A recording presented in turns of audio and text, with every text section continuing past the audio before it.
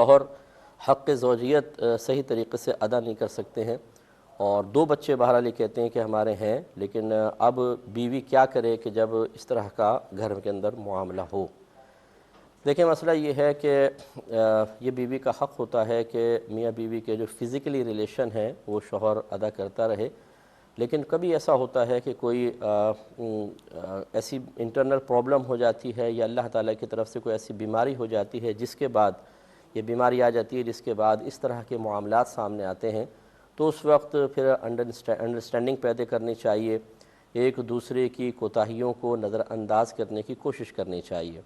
میرے آقا صلی اللہ علیہ وسلم کے فرمان ذیشان بہت ہی پیارا ہے کہ آپ نے ارشاد فرمایا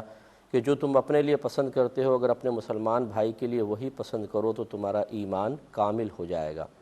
تو ایسے موقع پر مثلا بیوی میں کوئی پرابلم ہے، شوہر سوچے، اور اسی طرح شوہر میں کوئی پرابلم ہو تو بیوی سوچے کہ اگر مجھ میں کوئی پرابلم ہوتا اور شوہر میں نہ ہوتا، اسی طرح اگر بیوی میں پرابلم ہے تو شوہر یہ سوچے اگر مجھ میں ہوتا اور بیوی میں نہ ہوتا، اور فریق ثانی پھر مجھے چھوڑ کر جانے کے بارے میں سوچتا تو میرے دل کی کیفیت کیا ہوتی۔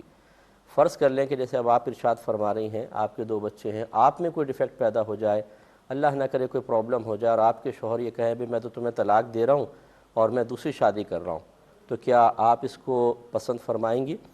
اور بلکہ آپ شاید یہ کہیں گی کہ اتنے عرصے کا ساتھ اور آپ صرف ایک وجہ بیماری یا کوئی اور دوسری وجہ کی بنا پر آپ یہ ساتھ چھوڑ رہے ہیں، اور تو خاندان والے بھی اور دوسرے لوگ بھی کہیں گے وہ بڑا بے مروت اور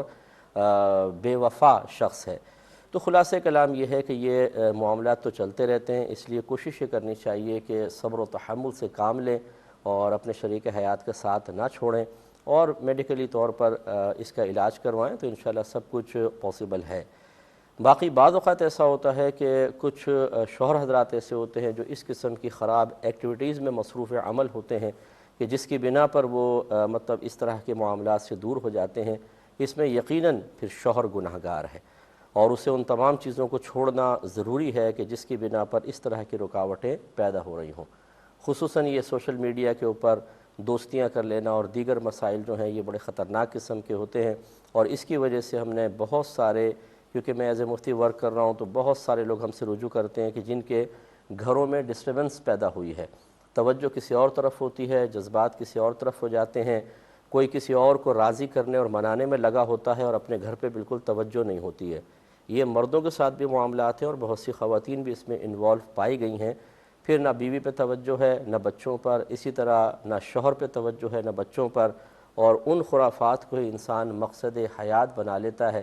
اور اگر وہ حسب خواہش چیز حاصل ہو جائے تو اسی کو کامیابی تصور کیا جاتا ہے، اس سے خرابی پیدا ہوتی ہے۔ لہذا اگر کوئی ایسا شوہر ہے کہ جو ان وجوہات کی بنا پر اس طرح کی کوتاہی کے مرتکب ہو رہے ہیں، انہیں اللہ تعالیٰ کی بارگاہ میں توبہ کرنی چاہیے، اور انہیں یہ سوچنا چاہیے کہ اگر اس بیوی کی جگہ ان کی بیٹی ہوتی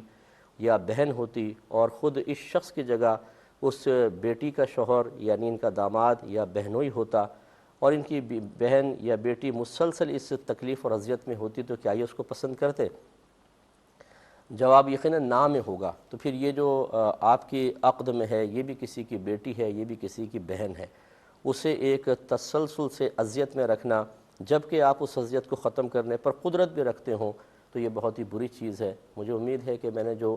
محتاط الفاظ میں سمجھانے کی کوشش کی ہے، اللہ تعالیٰ مجھے بھی اس پہ عمل کی توفیق عطا فرمائے اور ہمارے بھائی بہن بھی اس سے کچھ سمجھیں۔ ایک